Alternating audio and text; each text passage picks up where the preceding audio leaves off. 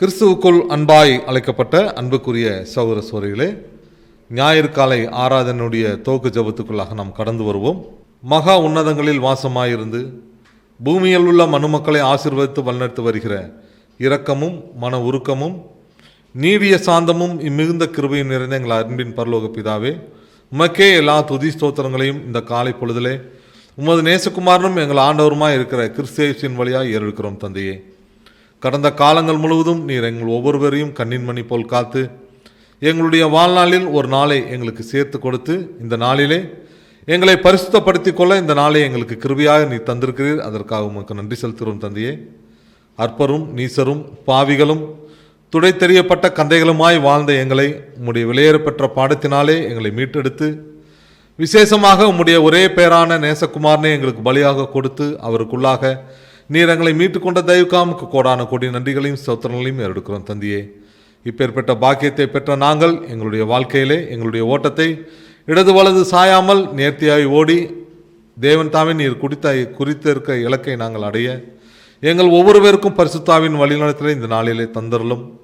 ஒரு அசாதாரண சூழ்நிலையிலே நாங்கள் வந்தாலும் வாழ்ந்து வந்தாலும் உம்முடைய விசேஷமான விசுவாசத்தினாலும் பரிசுத்தாவின் வழிநடத்தினாலும் நீர் எங்கள் ஒவ்வொருவரையும் காத்து வழிநடத்தி வருகிற மேலான கிருபைக்காகவும் அன்புக்காகவும் உமக்கு கோடான கோடி நன்றிகளையும் ஸ்தோத்திரங்களையும் எடுக்கும். தந்தையே, இந்த நாளிலே உம்முடைய தாசன் மூலமாக நீர் எங்களுக்கு தர இருக்கக்கூடியதான விலையேறப்பெற்ற பாடத்திற்காகவும் நன்றி செலுத்துகிறோம். கேட்கக்கூடிய பாடங்கள் எங்கள் ஆவிக்குரிய வாழ்க்கைக்கு பிரயோஜனப்படுத்திக் கொள்ள தேவரீர் தாமே எங்களை பலப்படுத்த வேண்டுமா என்னிடத்தில் மன்றாடுகிறோம். அநேக சோதனைகள் மத்தியில் நாங்கள் வாழ்ந்து வந்தாலும் எந்த ஒரு சூழ்நிலையும் நாங்கள் இடறி விழுந்து விடாதபடி தேவன் தாமே உம்முடைய கரம் கொண்டு நீர் எங்களை காத்து வழிநடத்த வேண்டுமா என்னிடத்தில் மன்றாடுகிறோம். இதோ இந்த நாளின் கேட்கக்கூடிய பாடங்கள் யாவற்றிலும் உம்முடைய கிருபை எங்களை தாங்கி வழிநடத்தும். எங்கள் சிந்தனைகள் யாவற்றையும் ஒருமுகப்படுத்த தேவரீர் தாமே கிருபை பாராட்டும். இந்த கூடுகையினுடைய ஆரம்பம் முதல் முடிவு மட்டும் உம்முடைய தெய்வீக பிரசனம் எங்கள் ஒவ்வொருவரையும் வழிநடத்த வேண்டும் என்று எங்கள் அன்பின் இரட்சகர் இயேசு கிறிஸ்துவின் மூலமாக இந்த மன்றாட்டுகளை நாங்கள் பணிவோடு ஏறிருக்கிறோம். எங்கள் பரிசுத்தமுள்ள நல்ல பிதாவே, ஆமேன். கிறிஸ்துவுக்குள் அன்பாக அழைக்கப்பட்ட அன்புக்குரிய சகோதர சகோதரிகளே, இன்றைய நாளுக்குரிய பரலோக வண்ணாவை நம்முடைய அன்பு சகோதரர் அவர்கள் வாசிக்க கேட்போம். நாளுக்குரிய பரலோக மன்னா அக்டோபர் 4. என் பின்னே வாருங்கள், உங்களை மனுஷரை பிடிக்கிறவர்களாக்குவேன். மத்தேயு 4:19 விளக்கம்: நம்முடைய வாழ்நாட்கள் முழுவதும் நமக்கு ஏற்படும் சகல காரியங்களும் பிற்கால நன்மைக்கு ஏதுவான அனுபவ பாடங்களை கொடுக்கிறது. மீன் பிடிக்கிற பணியிலே இருந்து அப்போஸ்தலர்களாக தெரிந்து கொள்ளப்பட்டவர்கள் தங்கள் பிற்கால வாழ்க்கையில் சிலவற்றை பயன்படுத்த வேண்டியதாக இருந்தது. நம்முடைய இரட்சகர் இதை தம்முடைய அழைப்பிலே குறித்து காண்பிக்கிறதை காண்கிறோம். மீன் பிடிக்கிறவர்களுக்கு அதிக சக்தி, புத்தி கூர்மை, பொறுமை, நீடிய உழைப்பும் தேவை. எல்லா குணங்களுக்கும் ஆவியின்படி மனிதரை பிடிக்க ஒருவருக்கு அவசியமானது. மீன்கள் தவறி போகாமல் அதற்காக சரியான ஆகாரத்தை வைத்து கண்ணோட்டம் உள்ளவர்களாய் அதை பிடிப்பது போலவே விருப்பமுள்ளவர்களை பிடிக்க வேண்டும். வசனம்: மத்தேயு 13:47-50 வரை. அன்றியும் பரலோக ராஜ்யம் கடலிலே போடப்பட்டு சகலவிதமான மீன்களையும் சேர்த்து வாரிக்கொள்ளும் வலைக்கு ஒப்பாயிருக்கிறது. அது நிறைந்த போது அதை கரையிலே இழுத்து உட்கார்ந்து நல்லவைகளை கூடைகளில் சேர்த்து ஆகாதவைகளை எரிந்து போடுவார்கள். இப்படியே உலகத்தின் முடிவிலே நடக்கும். தெய்வ தூதர்கள் புறப்பட்டு நீதிமான்களின் நடுவிலிருந்து பொல்லாதவர்களை பிரித்து அவர்களை அக்னி சூளையிலே போடுவார்கள். அங்கே அழுகையும் பற்கடிப்பும் உண்டாயிருக்கும் என்றார். தேவன் தாமே உங்களை ஆசீர்வதிப்பாராக. கிறிஸ்துவுக்குள் அன்பாக அழைக்கப்பட்ட அன்புக்குரிய சகோதர சகோதரிகளே, தேவனுடைய நாமத்திற்கு மகிமையாகவும் நம்முடைய ஆத்ம ஜீவத்துக்கு பிரயோஜனமாகவும் இந்த நாளிலே நாம் பார்க்க இருக்கக்கூடிய முதலாவது பாடத்தினுடைய தலைப்பு. கேட்ட இந்த தலைப்பின் அடிப்படையில் நம்முடைய மூத்த சகோதரர் இந்த நாளுக்குரிய தேவனுடைய வார்த்தைகளை நம்முடைய பகிர்ந்து கொள்வார்கள்.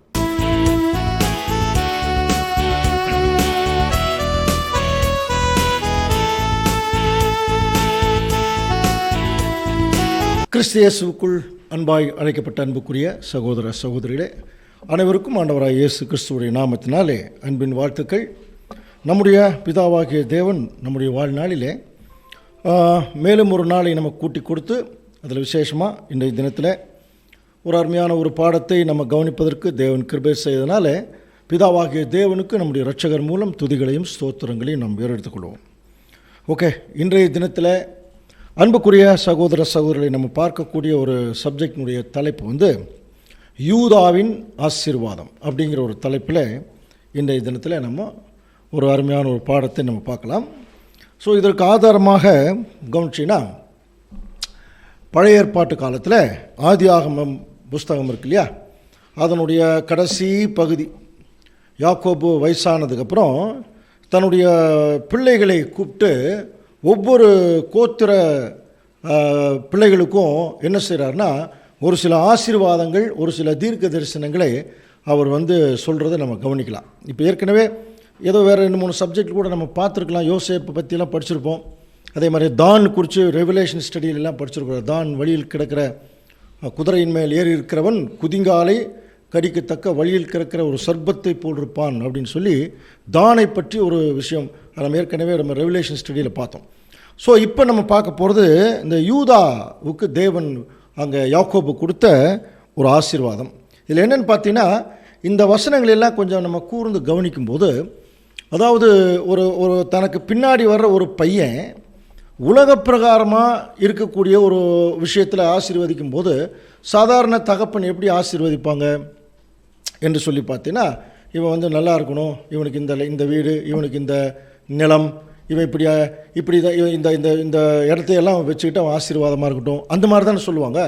ஆனால் அங்கே யாக்கோபு அந்த கோத்திரங்களை ஆசீர்வதிக்கும் போது ஒரு பெரிய தீர்க்க தரிசனமாகவே ஒரு ஆசீர்வாதம் சொன்னதை நம்ம கவனிக்கலாம். அதில் நம்ம ரொம்ப சிறப்பாக இன்றைக்கி பார்க்க போகிறது யூதாவுக்கு சொன்ன ஒரு ஆசீர்வாதம். இது நம்ம சப்ஜெக்டுக்குள்ளே போகிறதுக்கு முன்னாடி நம்ம திங்க் பண்ணிக்கலாம். யூதா கோத்திரம் அது ரொம்ப முக்கியமான ஒரு கோத்திரம் இல்லையா? 12 கோத்திரத்தில் எப்படி லேவி கோத்திரம் எப்படி ஒரு கோணத்தில் ரொம்ப முக்கியமான கோத்திரமாக இருக்குதோ, அதே மாதிரி யூதா கோத்திரம் ஒரு முக்கியமான ஒரு கோத்திரம். காரணம் என்ன? அது நமக்கு நல்லாவே தெரியும். நம்முடைய ஆண்டவர் இயேசு கிறிஸ்து வந்தது அந்த யூதா கோத்திரத்தில் அப்படிங்கிறதெல்லாம் நம்ம படிக்கிறோம். ஓகே, ஸோ இப்போது அந்த யூதாவுக்கு சொன்ன ஒரு ஆசீர்வாதத்தை இப்போ கொஞ்சம் கவனிச்சிங்கன்னா, அந்த வசனம் படிக்கும்போதே கவனிக்கும்போது இது ஒரு அப்நார்மலாக இருக்கும் அந்த வசனமே. அதுலேயே நம்ம என்ன புரிஞ்சுக்கலாம், இது லிட்ரலாக சொல்லக்கூடிய விஷயம் இல்லை, இது ஆவிக்குரிய ஒரு அர்த்தத்தில் வரக்கூடிய ஒரு காரியம் அப்படிங்கிறத நம்ம கவனிக்கலாம். ஸோ இப்போ அதுக்கு ஆதாரமாக ஆதியாகமம் 49ஆம் அதிகாரத்தில் 9ஆம் வசனத்திலிருந்து 12ஆம் வசனம் வரைக்கும் கவனிச்சு பார்த்தீங்கன்னா, அது எப்படி ஆரம்பிக்கிறார் பாருங்க. யூதா பாலசிங்கம், நீ இறை கவர்ந்து கொண்டு ஏறி போனாய், என் மகனே சிங்கம் போலும் கிளச்சிங்கம் போலவும் மடங்கி படுத்தான், அவனை எழுப்புகிறவன் யார் அப்படின்னு ஒரு வசனம். இந்த வசனமே பார்த்தீங்கன்னா, அதாவது ஒரு சரியான ஒரு கோணத்தில் இருக்கிற மாதிரியே நமக்கு தோணாது. யூதா ஒரு பாலசிங்கமாக. அப்போ அந்த யூதாவை பார்த்து சொல்கிறத மாதிரி சொல்கிறார், நீ இறை கவர்ந்து கொண்டு ஏறி போனாய். இறைனா தெரியும் இல்லையா? அந்த ஒரு உணவு. அந்த இறை கவர்ந்து கொண்டு ஏறி போனாய், உன்னுடைய உணவை நீ சாப்பிட்டு ஏறி போனேன், அந்த மாதிரி சொல்கிறார். என் மகனே கிளச்சிங்கம் போலவும் சிங்கம் போலவும் நீ மடங்கிப்படுத்தான், அவனை எழுப்புகிறவன் யார்? இது ஒரு வசனம். அடுத்தது பாருங்கள், சமாதான கர்த்தர் வருமளவும் செங்கோல் யூதாவை விட்டு நீங்குவதும் இல்லை, நியாயப்பிரமாணிகன் அவன் பாதங்களை விட்டு ஒளிவதும் இல்லை, ஜனங்கள் அவரிடத்தில் சேருவார்கள். இது 2ஆம் வசனம். ஏதாவது புரிஞ்சுங்களா? ஆனால் இதெல்லாம் பார்த்தீங்கன்னா இந்த வசனங்கள் அதாவது இது ஒரு கனெக்ஷன் இருக்கிற மாதிரியே தெரியாது. ஆனால் இது தேவனுடைய திட்டத்தோட அவர் கொடுக்கக்கூடிய ஒரு கோணத்தோடு பொருந்தி பார்க்கணும், அப்போ தான் அது புரியும். என்ன சொல்கிறார்? சமாதான கர்த்தர் வருமளவும் செங்கோல் யூதாவை விட்டு நீங்குவதில்லை. அப்போ யூதாவுக்கு என்ன வச்சுருக்காரா? ஒரு செங்கோல் ஒன்று வச்சுருக்காராம். அது ஒரு சமாதான கர்த்தர் வர்ற வரைக்கும் அது யூதாவை விட்டு அது நீங்காது அப்படின்னு சொல்கிறார். இப்போ மறுபடியும் அந்த யூதாவுக்கு நீ கண்டினியூஸாக அடுத்து சொல்கிற பாரு.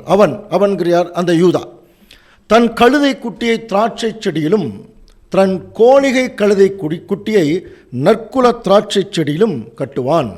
பாருங்கள், இதெல்லாம் ரொம்ப பெக்யூலியரான ஒரு விஷயம். அப்புறம் திராட்சை ரசத்திலே தன் வஸ்திரத்தையும் திராட்சை பழங்களின் இரத்தத்திலே தன்னுடைய அங்கியையும் அவன் தோய்ப்பான். ஏதாவது பாருங்கள், இது என்ன சொல்ல வரார் தேவன் என்று சொல்லி கவனிக்கும் போது எடுத்த உடனே எப்படி ஆரம்பிக்கிறார்? யூதா ஒரு பாலசிங்கம் அப்படிங்கிறார். சிங்கக்குட்டி அந்த மாதிரி. நீ இறை கவர்ந்து கொண்டு ஏறி போனாய், கிளச்சிங்கம் போல மடங்கி படுத்தான் அப்படின்னு சொல்லப்பட்டிருக்கு இல்லையா. அப்போ யூதா வந்து அந்த வசனம் எப்படி இருக்குதா, ஒரு ஒரு சிங்கம். ஆனால் பார்த்தீங்கன்னா அவர் அந்த சிங்கத்துக்கு ஒரு இறை, அந்த இறையை சாப்பிட்டு அது ஏறி போயிடுச்சான். அந்த மாதிரி தான் தமிழில் நமக்கு இருக்குது. அடுத்தது பார்த்தீங்கன்னா கிளச்சிங்கம் போல மடங்கி படுத்தான் அப்படின்னு இருக்கு இல்லையா. இதுதான் நமக்கு கொஞ்சம் யோசனையாக இருக்குது. இது வந்து யாரை குறித்து சொல்லப்பட்ட தீர்க்க தரிசனம்? யூதா இல்லையா.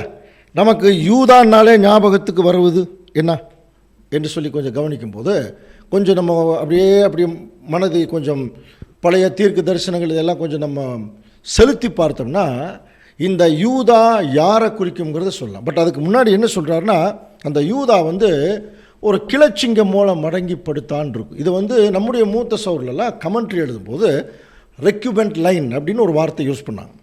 அதுக்கு வந்து பார்த்தீங்கன்னா படுத்துட்டு இருக்கிற ஒரு அர்த்தம் உண்டு. இன்னொன்று பார்த்தீங்கன்னா அது வந்து உட்கார்ந்துருக்கிற ஒரு ஸ்டைல், அதுதான் ரொம்ப முக்கியம். அந்த மாதிரி பாருங்கள், இந்த மாதிரி தான் உட்காந்துருக்கார். ரெக்யூபெண்ட் லைன் அப்படிங்கிற ஒரு வார்த்தை. அதுக்கு முன்னாடி இன்னொரு வார்த்தை கூட நம்ம படிக்கலாம். பாருங்கள், இந்த ஒரு பார்த்தீங்கன்னா இந்த சிங்கம் எப்படி இருக்குது, அதாவது தன்னுடைய பின்னங்கால்களை மடக்கி வச்சு முன்னங்கால்கள் முன்னாடி வச்சுருக்கு.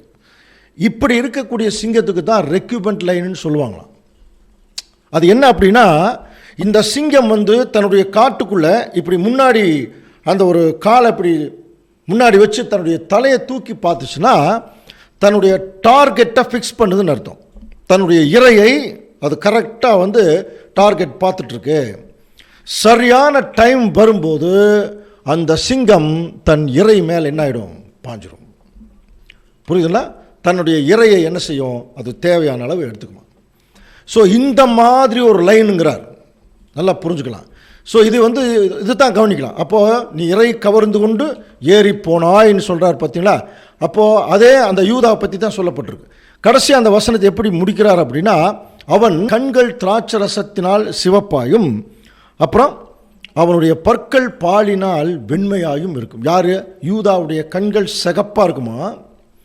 இந்த இடத்துல அந்த திராட்சரசம்ங்கிறதெல்லாம் இருக்கு இல்லையா. அந்த திராட்சரசம் நம்ம கவனிச்சிருக்க முடியாது. திராட்சரசம் என்ன கலர் இருக்கும், நல்லா புளிஞ்சோம்னு வைங்க, என்ன கலர் இருக்கும்? ரெட்டு இல்லையா, பிளட்டு, அதுதான் அர்த்தம். ஸோ அந்த கலர் இருக்குது அவருடைய கண். ஒரு குறிப்பிட்ட டைம் அப்படி அந்த கலர் இருக்கான். அப்புறம் அவருடைய பல் வந்து அவ்வளோ வெள்ளையாக இருக்கான். இப்போ இது யார்? இந்த ரெக்யூபெண்ட் லைன் சிங்கம். தன்னுடைய இரையை கவரக்கூடிய லெவலில் வந்த அந்த சிங்கம் யார் என்று சொல்லி கவனிக்கும் போது இது நமக்கு நல்லா தெரியும். அன்புக்குரிய சகோதர சகோதரர்களை, வெளிப்படுத்தின விசேஷம் 5ஆம் அதிகாரத்தில் ஒரு அருமையான ஒரு காட்சி. அது ரெவலேஷன் படித்தவங்களுக்கு தெரியும். வெளிப்படுத்தல் 5ஆம் அதிகாரத்தில் பார்த்தீங்கன்னா, அதாவது 4ஆம் அதிகாரம் பிதாவாகிய தேவனுடைய சிங்காசன காட்சி இருக்கும். இதெல்லாம் ரொம்ப இன்ட்ரெஸ்டிங்காக இருக்கும் அதை கவனிக்கும்போது. அப்போது அதை அப்படியே அந்த பிதாவாகிய தேவனுடைய காட்சியை பார்க்கும்போது அப்படியே ஜூம் பண்ணிட்டு வரும்போது அவர் கையில் ஒரு புஸ்தகம். அந்த புஸ்தகத்தை திறக்கிறதுக்கு, அதை வாங்கி படிக்கிறதுக்கு யாருக்குமே அங்கே தகுதி இல்லாத நிலைமையில் இருக்கும்போது யோவான் அதை பார்த்து ரொம்ப வருத்தப்படுறார். அப்போது ஒரு மூப்பர்களில் ஒருத்தர் வந்து சொல்கிறாராம். என்ன சொல்கிறார்? யூதா கோத்திரத்து சிங்கமும் தாவீதின் வேறுமானவர் அந்த புஸ்தகத்தை திறக்கவும் அதன் 7 முத்திரைகளை உடைக்கவும் ஜெயங்கொண்டிருக்கிறார் அப்படின்னு சொல்லி அங்கே சொல்கிறாராம். இதில் என்ன அருமையான ஒரு காட்சி தெரியுங்களா? இந்த ரெவலேஷன் ஸ்டடி ரொம்ப இன்ட்ரெஸ்டிங்காக இருக்கும். பரலோகத்தில் ஒரு பெரிய ஒரு கான்ஃபரன்ஸு அந்த மாதிரி நீங்கள் ஃபீல் பண்ணிங்க. எல்லா அதாவது தேவதூரில் எல்லாரும் அவரை பரிசுத்தர் என்று தொழுது கொள்கிற நிலைமை. அப்போ தேவன் வந்து சிங்காசனத்தில் வீற்றிருக்கார். அவர் கையில் ஒரு புஸ்தகம். இதை பார்க்குறார் யோவான். பார்த்துட்டு இதை உடைக்கிறதுக்கும் இதில் இருக்கிறத படிக்கிறதுக்கும் யாருக்காவது வாய்ப்பு இல்லையான்னு சொல்லும்போது அங்கே வந்து யாருக்குமே அந்த வாய்ப்பு இல்லைங்கிற போது அவர் ரொம்ப மன வருத்தப்படும் போது அந்த ஒரு மூப்பர் சொல்கிறாராம், யூதா கோத்திரத்து சிங்கம் ஒன்று வரப்போகுது. அவர் தான் தாவீதினுடைய வேறுமானவர். அவர் வந்து அந்த புஸ்தகத்தை என்ன செய்வார்?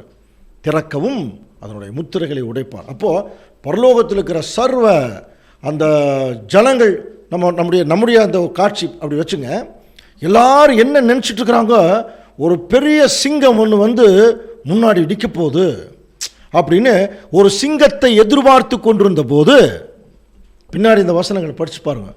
ஒரு சின்ன ஆட்டுக்குட்டி வந்து அப்படியே முன்னால் நிற்கிறான். இவங்கெல்லாம் என்னத்தை எதிர்பார்த்தாங்க?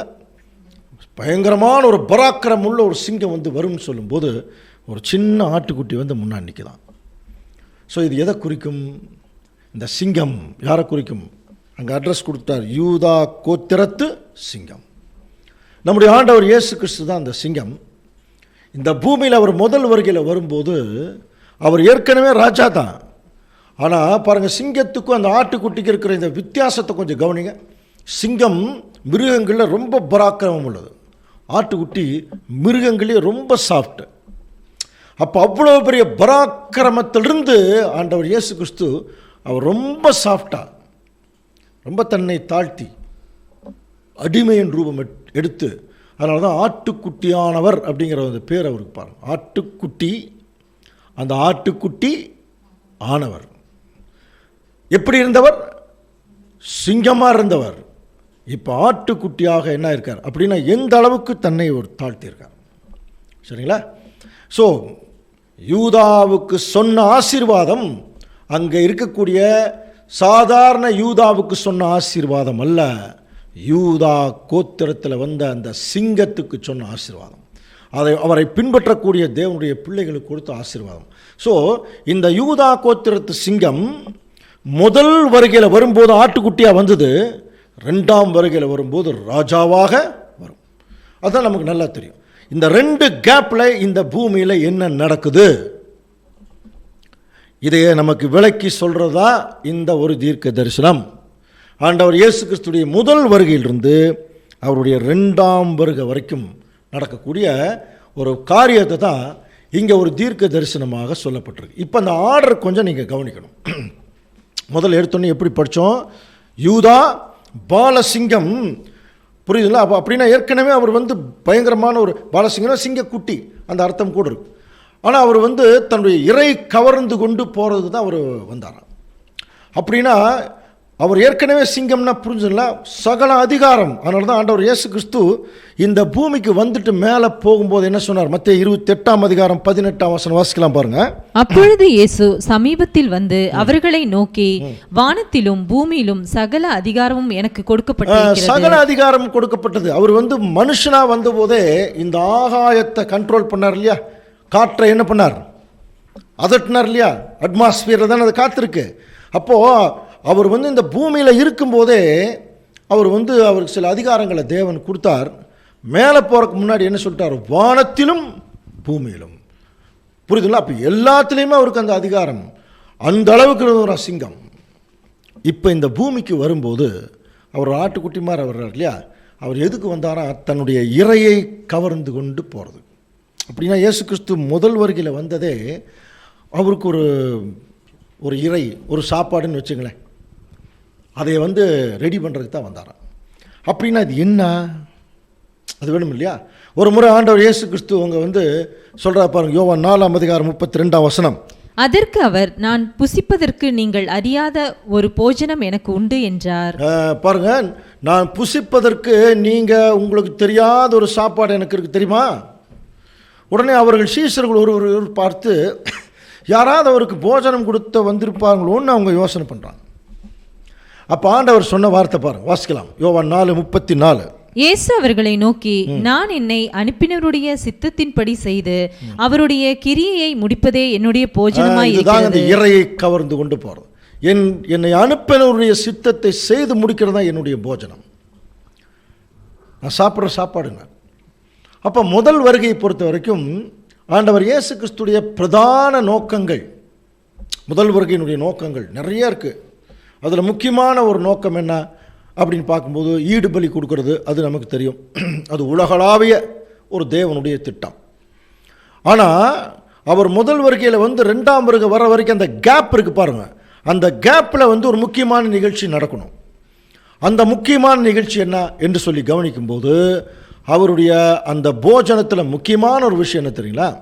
தேவனுடைய கிரியையை செய்து முடிக்கிறது. அப்போ அவர் தேவன் ஏதோ சில கிரியைகளை இந்த பூமியில் செய்ய சொல்லி அனுப்பியிருக்கார் இல்லையா? அப்போ அவர் வந்தோடனே அவர் என்ன பண்ணினார்னு கவனிச்சு பாருங்கள். ஊழியத்தை ஆரம்பிக்கிறார். ஊழியத்தை தனியாக ஆரம்பித்தார் இல்லையா? அப்போ ஊழியத்தை ஆரம்பிக்கும் போதே இப்போ என்ன செய்கிறாருன்னா, அந்த சீஷர்களை செலக்ட் பண்ணார் இல்லையா? அந்த சீஷர்கள் யார்? திருச்சபையினுடைய அஸ்திவார கற்கள். 144,000 பேர்த்துடைய அஸ்திவார கற்கள். அவங்கள ஸ்டார்ட் பண்ணுறார். அப்போ தேவன் என்ன சொல்லி அனுப்பிச்சிருக்கார்? நீ போய் ஈடுபலி கொடுக்கறது கடைசியாக முடிக்கிறதுக்கு முன்னாலேயே உனக்கென்று ஒரு மனவாட்டியை நீ என்ன பண்ணும், இந்த பூமியில் செலக்ட் பண்ணி அதுக்குரிய அஸ்திவார கற்களை முதல்ல தயார் செய். இதெல்லாம் தேவன் அவருக்கு கொடுத்த கிரியையில் ஒன்று. இப்போ ஆண்டவர் இயேசு கிறிஸ்து என்ன செய்கிறார்? அவருடைய டோட்டல் டார்கெட் 144,000 பேர் தான். ஆனால் அதுக்கு இப்போ அவரே 2000 வருஷம் கூடுறதுக்கு அவசியம் இல்லை. அதற்கு அஸ்திவார கற்களை செலக்ட் பண்ணிட்டார். அவங்களுக்கு என்ன செய்கிறார்? ட்ரைனிங் கொடுத்தாச்சு, அப்புறம் அவங்களுக்கு சத்தியம் கொடுத்தாச்சு, அதுக்கப்புறம் பரிசுத்தாவி கொடுத்தாச்சு. கடைசியாக என்ன சொல்லி முடிக்கிறார்னா, நான் சதா காலம் உங்களோடய இருக்கேன், நான் உங்கள் கூட இருக்கிறேங்கிறதுக்கு என்னுடைய பரிசுத்தாவி, தேவன் எனக்கு கொடுத்த பரிசுத்தாவி உங்களுக்கு நான் தரேன், அந்த அச்சாட்சி. ஸோ அப்போ இந்த 2000 வருஷமாக அந்த கிரியை என்னன்னு சொல்லி கவனிக்கும்போது அவருடைய உண்மையான திருச்சபையின் பிள்ளைகளை இந்த பூமியில் செலக்ட் பண்ணுறார். அப்போ அது எங்கேருந்து ஆரம்பிக்கிறார் அப்படின்னு சொல்லும்போது அது மாம்ச இஸ்ரேல் ஜனங்கள்லேருந்து ஆரம்பித்து ஆவிக்குரிய இஸ்ரேல் ஜனங்கள் அவர் முடிக்கிறார். இதுதான் அவருடைய வேலை. இப்போ என்ன சொல்கிறாருன்னா, இந்த வேலையை அவர் செஞ்சு முடிக்கிற வரைக்கும் செங்கோல் யூதாவை விட்டு நீங்குவதில்லை. இது கொஞ்சம் இன்டீரியராக போனோம்னா பார்த்தீங்கன்னா ரொம்ப நிறைய விஷயங்களை நம்ம சத்தியத்தில் கையாள வேண்டியது இருக்கும். அப்படி கையாளும் போது என்ன ஆகிடும்னா, சாதாரணமாக இருக்கக்கூடிய சகோதர சகோதரிகளுக்கு இதனுடைய இன்டீரியரான ஒரு விஷயம் புரியாமல் போயிடும். அதனால தான் இப்போ சமீப காலங்களில், அதாவது ஒரு சத்தியம்னா எப்படி தெரியுங்களா இருக்கணும், நமக்கு புரியணும். புரியாத ஒரு விஷயத்தை போய் தலையை சுற்றி இது இப்படித்தாங்க அப்படின்னு சொல்கிறதெல்லாம் அது சத்தியமாக இருக்கிறதுக்கு வாய்ப்பு இல்லை. ரொம்ப சிம்பிளாக புரியணும் இல்லையா? ஆண்டவர் இயேசு கிறிஸ்து பேசுனது அவருடைய தீர்க்க தரிசனங்கள். அப்போது அந்த தீர்க்க தரிசனங்களை சிம்பிளிஃபை பண்ணணும்னா அதற்கேற்ற ஒரு கோணம் தேவன் நமக்கு கொடுத்தா மட்டும்தான் அதை செய்ய முடியும். அப்போது இது ரொம்ப சிம்பிள். அதாவது என்ன சொல்கிறாருன்னா, செங்கோல் எப்போதுமே யூதாவை விட்டு நீங்குவதில்லை அப்படின்னா புரியுதுல்லைனா, இயேசு கிறிஸ்து மேலிருந்து வரும்போது ராஜா தான், இந்த பூமியில் முதல் வருகையில் இருக்கும்போது ராஜா தான், மேலே போகும்போது ராஜா தான், கீழே இப்போ வந்திருக்கும் போதும் ராஜா தான். எப்போதுமே அவர் அவருடைய செங்கோல் அவருக்கு எடுத்தார். என்ன ஆச்சரியம்! அவர் முதல் வருகையில் வந்தபோது அந்த செங்கோலை தள்ளி வச்சுட்டு தன்னுடைய அந்த பாருங்கள், அந்த ராஜரீகத்தையே ஓரமாக வச்சுட்டு தான் அவர் என்ன செய்கிறார், தன்னுடைய அந்த ஒரு தாழ்மையான ரூபத்தில் வரார். ஆனால் அவரை விட்டு செங்கோல் என்ன ஆகாது, நீங்காது. அது மட்டும் இல்லை, நியாயப்பிரமாணம். அவர் இங்கே வந்தபோதே என்ன தான் சொன்னார், நான் நியாயப்பிரமாணத்தை ஒழிக்க வரல, அதை நிறைவேற்றவே வந்தேன். தொடக்கத்திலிருந்து இன்னைக்கு வரைக்கும் ஆண்டவர் இயேசு கிறிஸ்து பிதாவாகிய தேவன் சொன்ன நியாயப்பிரமாணத்துக்கு அவர் கட்டுப்பட்டவரா, அவருடைய நியாயப்பிரமாணத்தை நிறைவேற்றுகிறவராக இருக்கார். எதை வச்சு நீங்கள் சொல்கிறீங்க? உன் தேவனாய கர்த்தர் படிக்கிறோம் இல்லையா, மேலே வானத்திலும் கீழே பூமியிலும் அவர் ஒருத்தர் தான். இதை முதல் கடைப்பிடிச்சவர் ஆண்டவர் இயேசு கிறிஸ்து. இந்த பூமியில் வந்தபோதும் தன்னுடைய பிதாவை தான் மேன்மைப்படுத்தினார். ரைட், இப்போ மேலே போயாச்சு, மறுபடியும் ராஜ்யத்தில் அவர் காரியங்கள் இப்போ 1000 ஆண்டு அரசாட்சி முடிக்கும் போது என்ன செய்ய போகிறார்? 1 கொரிந்தியர் 15ஆம் அதிகாரத்தில் படிக்கிறோம் இல்லையா, தேவனும் பிதாவுமாக இருக்கிறவருக்கு ராஜ்யத்தை ஒப்பு கொடுத்து அவருக்கு கீழ்ப்பட்டு இருப்பார். அப்போ தேவன் தான் மேலே. அப்போது எல்லா காலத்திலும் நியாயப்பிரமாணிகன் அவர் தான், நியாயப்பிரமாணத்தை முழுசாக நிறைவேற்றவர் அவர் தான். அதனால தான் அவர் கடைசியாக எல்லாவற்றுக்கும் மேலாக உயர்த்தப்பட்ட நிலைமைக்குள்ளே தேவன் அவர் கொண்டு போகிறார். அப்போது இந்த வேலையை செஞ்சு முடிக்கிற வரைக்கும் அவர் யூதாவை விட்டு செங்கோலும் போகிறதில்ல, நியாயப்பிரமாணமும் அவர் விட்டு போகிறதில்ல. அவர் அதை முற்றிலும் நிறைவேற்றுகிறார் இருப்பார். இப்போ இந்த நியாயப்பிரமாணம் இந்த செங்கோலை இவர் மட்டும் வச்சுக்கிறாரா என்று சொல்லும்போது, இதைய தன்னோட தன்னுடைய திருச்சபையோட பரிமாறுறதுக்காண்டவர் இயேசு கிறிஸ்து அவர் தயாராக இருந்தாராம். அதை சொல்கிறதுக்கு தான் அடுத்த வசனம் நம்ம படித்தோம். அவன் தன் கழுதை குட்டியை திராட்சை செடியிலும் அப்புறம் தன் கோழிகை கழுதை குட்டியை நற்குல திராட்சை செடியிலும் கட்டுவான் படித்தோம் இல்லையா? அப்படின்னா 2 கழுதை பாருங்க. அப்போ இயேசு கிறிஸ்துவோட இணையக்கூடிய லெவலில் 2 கழுதை இருக்குதான். அந்த 2 கழுதையை பற்றி இப்போ நம்ம படிக்கணும் இல்லையா? ஒரு கழுதை திராட்சை செடியில் போய் கட்டுறாராம், இன்னொன்று நற்குல திராட்சை செடியில் போய் கட்டுறாராம். அப்போ யூதாவுக்கு இருக்கிற சொத்தை இதுதான், 2 கழுதை தானே. அப்போ அந்த 2 கழுதை யாருன்னு தெரியணும் இல்லையா? அந்த காலத்தில் கழுதைகளை தங்களுடைய எல்லா விதமான பயன்பாட்டுக்கு வச்சுருப்பாங்க. அந்த கழுதை மேலே ஏறியே போவாங்க. வேறு கழுதை எல்லாம் படிச்சிருக்கோம் இல்லையா? அப்போ அந்த மாதிரி இப்போ ஆண்டவர் இயேசு கிறிஸ்துவுக்கு 2 கழுதை இருக்கா? ஆமாம். வாசிக்கலாம். சகரியா எழுதின தீர்க்க தரிசனம் பாருங்க, 9ஆம் அதிகாரம் 9ஆம் வசனம். சீயோன் குமாரத்தியே மிகவும் களிக்கூறு, எருசலேம் குமாரத்தியே கெம்பீரி, இதோ உன் ராஜா உன்னிடத்தில் வருகிறார். இப்ப 2 பேர் 2 அட்ரஸ் கொடுக்கிறவர். சீயோன் குமாரத்தி, எருசலேம் குமாரத்தி. களிகூறு, கெம்பீரி, இதோ உன் ராஜா உன்னிடத்தில் வருகிறார். சகரியா, அதுக்கப்புறம் மல்கியா, அதுக்கப்புறம் மத்தேயு. புரியுதுங்களா? அப்போ இயேசு கிறிஸ்துடைய முதல் வர்றதுக்கு ஜஸ்ட் முன்னாலே ஆண்டவர் இயேசு கிறிஸ்து யார் மத்தியில் வர்றாருங்கிறதுக்கு ஒரு அருமையான வசனம் பாருங்க. இதோ உன் ராஜா உன்னிடத்தில் வருகிறார், அவர் நீதி உள்ளவரும் ரட்சிக்கிறவரும் தாழ்மை உள்ளவரும். அப்புறம் கழுதையின் மேலும் கழுதை குட்டியாகிய மரியின் மேலும் ஏறி வருகிறவருமாய் இருக்கிறார். எதுல வராரா? கழுதையின் மேலும் கழுதை குட்டியாகிய மரியின் மேலும் அவர் ஏறி வருகிறவராய் இருக்கிறார். இது ரொம்ப முக்கியமான தீர்க்க தரிசனம். அப்போ இயேசு கிறிஸ்து முதல் வருகையில் வரும்போதே கவனிக்கும் போது இதோ உன் ராஜா உன்னிடத்தில் வர்றார். 2 கழுதையை பார்த்து சொல்கிற மாதிரி இருக்கு இல்லையா? அப்போ பாருங்கள், அதில் அவர் இந்த பூமியில் முதல் வரும்போதே அவருடைய நோக்கமெல்லாம் பாருங்கள். ஃபஸ்ட்டு நீதியை நிறைவேற்றணும், 2வது ரட்சிப்பை கொடுக்கணும், 3வது தன்னுடைய தாழ்மையில் மற்றவர்களை வழி நடத்தணும். இந்த 3 காரியத்தையும் செய்கிறதுக்கு தான் அவர் எது மேலே ஏறினாரா? கழுதை மேலேயும் கழுதை குட்டி மேலேயும். ஸோ அப்போ 2 கழுதை மேலே ஏறுறாரா அப்படின்னு சொல்லும்போது, அப்போ ஒரு கழுதை மேலே ஏறின என்ன அர்த்தம்? கழுதை ஏறி இருக்கிறவருடைய கண்ட்ரோலில் இருக்க வேணும்னு அர்த்தம் இல்லையா? அப்போ இந்த இடத்துல 2 வகையான வகுப்பாரை சொல்கிறார். சீயோன் குமாரத்தி, அப்புறம் எருசலேம் குமாரத்தி. நல்லா புரிஞ்சுக்கலாம். அப்போ அந்த 2 வகையான வகுப்பாருக்கு மேலே தன்னுடைய ஆளுகையை முதல் செலுத்தத்தான் ஆண்டவர் இயேசு கிறிஸ்து வந்தார். தன்னுடைய கட்டுப்பாட்டுக்குள்ளே அல்லது தன்னுடைய கைடன்ஸ்குள்ளே வைக்கிறதுக்கு தான் வந்தார். அப்போ அந்த 2 வகையான ஜனங்களை தான் 2 கழுதைன்னு சொல்லப்பட்டிருக்கு. இப்போ உங்களுக்கு நல்லா புரியும் நினைக்கிறேன். ஒரு கழுதை முன்னாடி இருந்த கழுதை, இன்னொரு கழுதை பின்னாடி வந்த கழுதை, ஆனால் 2 கழுதை இல்லையா?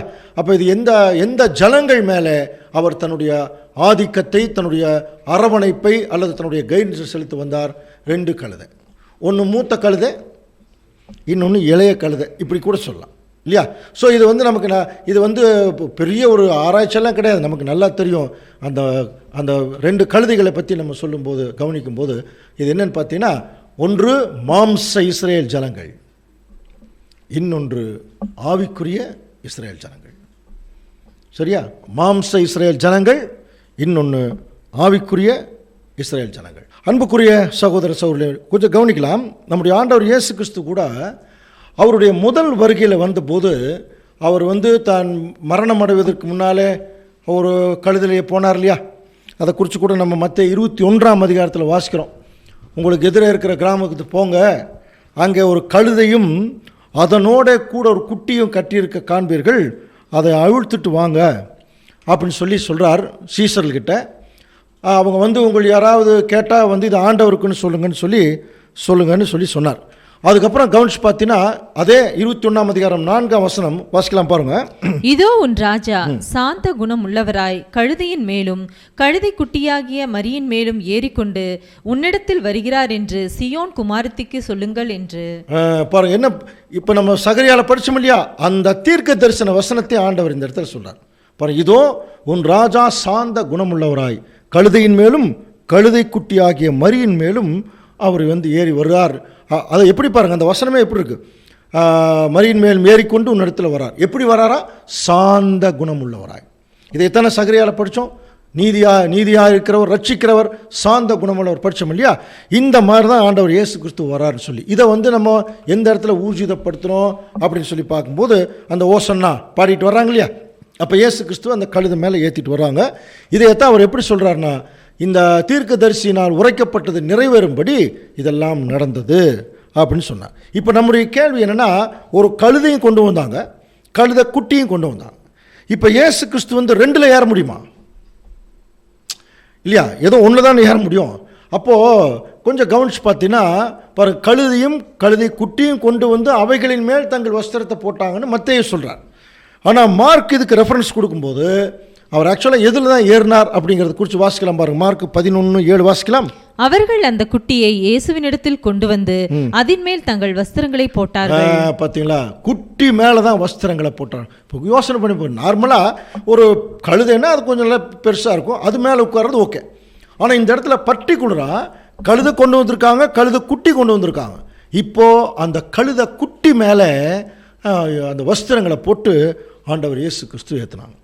அப்படின்னா இது ஏதோ ஒரு தீர்க்க தரிசனம் நிறைவேறுதலை காட்டுற மாதிரி தான் இருக்குது, கழுதை குட்டி மேலே. அதனால தான் சகரியாவில் சொல்லும்போது 2 கழுதை குறித்து அங்கே பேசுகிறார். அப்படின்னா அன்புக்குரிய சகோதர சகோதரர்களே, அந்த 2 கழுதைனாலே புரியுதா? அப்போ 2 விதமான ஜனங்கள். இப்போ அந்த ஜனங்களுடைய மேலே தங்களுடைய கைடன்ஸ் கொடுக்குறதுக்கு தான் ஆண்டவர் இயேசு கிறிஸ்து வந்தார். அதனால தான் 2 கழுதையை பற்றி பேசுகிறார். ஸோ அதில் ஒரு கழுதை மூத்த கழுதை, இன்னொரு கழுதை இளைய கழுதை. ஒரு கழுதை மூத்த கழுதை எந்த கழுதை? இஸ்ரேல் ஜனங்களை அது குறிக்குது. அதே சமயத்தில் அந்த இன்னொரு கழுதை புறஜாதி ஜனங்களை குறிக்குது. இதில் நல்லா புரிஞ்சுக்கலாம். அப்போது இந்த 2 கழுதைகள் மேலே அப்படின்னா 2 வகையான ஜனங்கள் மேலே ஏறி வர்றதுக்கு தான் இயேசு கிறிஸ்து வந்தார். ஆனால் ஒரிஜினலாக எது மேலே தான் ஏறினாரா? கழுதை குட்டி மேலே தான் ஏறினாரா? ஸோ அன்புக்குரிய சகோதர சகோதரர்களே, நம்ம அந்த ஓசன்னாங்கிற சப்ஜெக்ட் கூட பார்க்கலாம். அதில் பார்த்தீங்கன்னா அந்த கழுதை குட்டி மேலே ஏறி வராரு.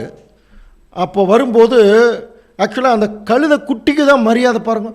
கீழே அந்த கம்பளங்கள் எல்லாம் போட்டு கழுதை குட்டி அது மேலே நடந்து வருது.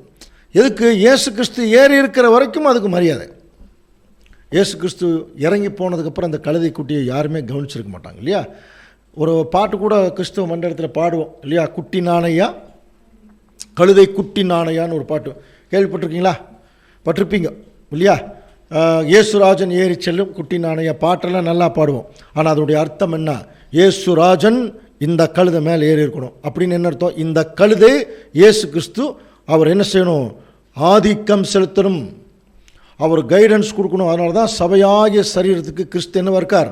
தலையாக இருக்கார். நம்ம ஏற்கனவே 2-3 சப்ஜெக்ட்களோட பார்த்துருக்கோம். அன்புக்குரிய சகோதர சகோதரர்களே, கழுதை அப்படின்னாலே நம்முடைய டிக்ஷனரியிலே நீங்கள் கவனிச்சு பார்த்தீங்கன்னா என்ன போட்டிருக்கு? அழகிய பெண் அப்படின்னு போட்டிருக்கு. ஆங்கிலத்தில் ஜென்னிஃபர், ஜென்னட்டுன்னெல்லாம் பேர் வைக்கிறாங்க இல்லையா? ஜென்னிஃபர்னாலே கழுதைன்னு அர்த்தம். இது எத்தனை பேருக்கு தெரியும்னு தெரியல. ஆனால் என்ன பண்ணுறாங்க? தங்களுடைய பிள்ளைகளுக்கு என்ன பேர் வைப்பாங்க? ஜென்னிஃபர்னு பேர் வைப்பாங்க. நல்ல பேர் தான் இல்லையா? கழுதைக்கு இன்னொரு முக்கியமான ஒரு கேரக்டருக்கு தெரியுங்களா? அது வேறு ஒரு சப்ஜெக்டில் பேசியிருக்கோம், பட் இருந்தால் கூட ஞாபகம் வைக்கலாம். கழுதை கவனிச்சிருக்கீங்களா?